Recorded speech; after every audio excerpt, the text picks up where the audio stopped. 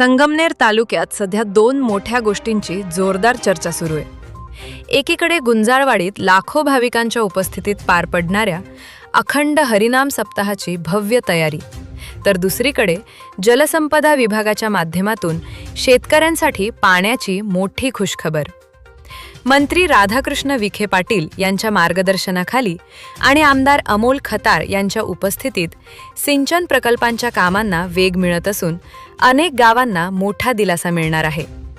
नेमकं काय घडलं, किती कोटींची कामं झाली आणि शेतकऱ्यांना काय फायदा होणार, पहा हा विशेष रिपोर्ट फक्त निर्भीड जनता न्यूजवर।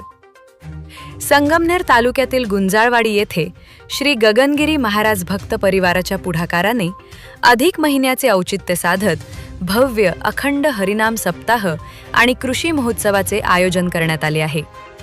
सध्या या सोहळ्याची जय्यत तयारी सुरू असून प्रत्यक्ष स्थळी पाहणी करत संपूर्ण आयोजनाचा आढावा घेण्यात आला।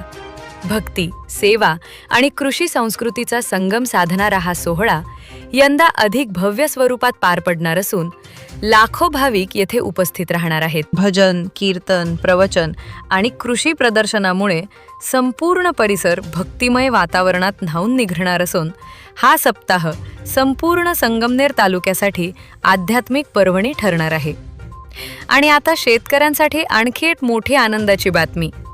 ऊर्ध्व प्रवरा डावा कालव्यावरील कॅन्सल मॅनेजमेंट आणि अतिवाहकाच्या पूर्ण झालेल्या कामाचा लोकार्पण सोहळा नुकताच उत्साहात पार पडला।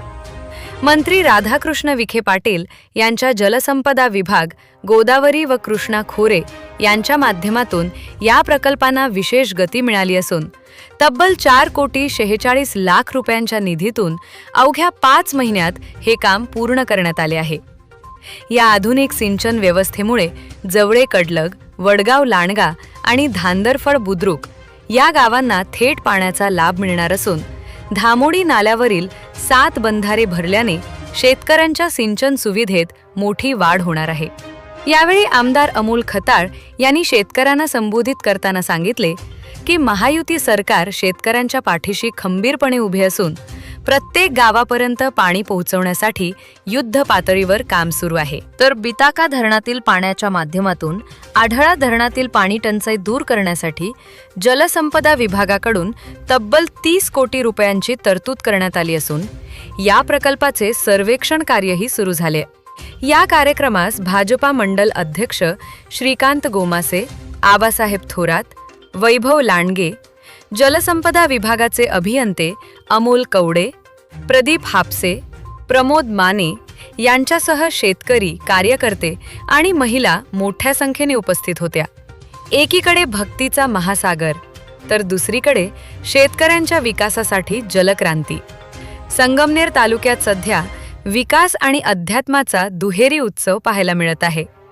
अशाच ताज्या, निर्भीड आणि प्रभावशाली बातम्यांसाठी निर्भीड जनता न्यूजला लगेच फॉलो, सबस्क्राईब करा।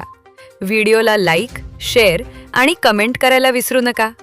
आपल्या परिसरातील बातम्या व जाहिरातींसाठी निर्भीड जनता न्यूज चॅनलला संपर्क साधा। संपर्क क्रमांक 9175 315 023।